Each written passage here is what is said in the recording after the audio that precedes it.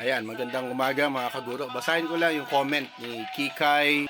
Sabi niya, madami po kasi nakaabang sa kakaunting na ikipaglaban samantalang kasali lahat kapag naipanalo ang ipinaglalaban. May tama ka, Kikay. No? Yan yung sinasabi namin. No?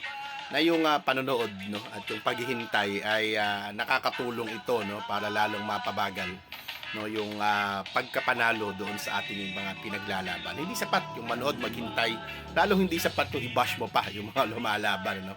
Nahingian mo pa at mag-demand ka pa ng kung ano-ano no doon sa mga iilan no. Tama naman si Kikay diyan no. Iilan na lamang no na nakikipaglaban na humaharap no. Alam niyo yung mga teacher po natin at mga organizations po no na nakikipaglaban wala namang nakukuha no dito sa gawaing ito no. In fact, sila rin no kadalasan yung mga hindi na po promote, yung hindi na bibigyan ng maayos na trato dun sa mga paaralan ano, na isasakripisyo minsan ano yung kanilang mga pamilya no.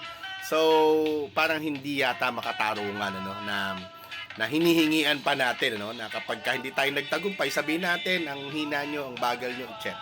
no.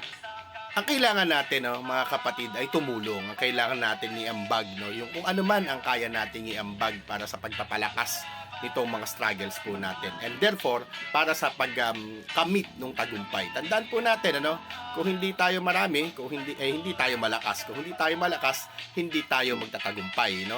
Kung tayo ay malakas, kung tayo ay maingay, kung tayo ay marami, kung tayo ay solido, luluhod sa atin itong mga politiko na ito. Tuloy lang tayo, padayon na sa atong pakigbiso. Daghang kayong salamat.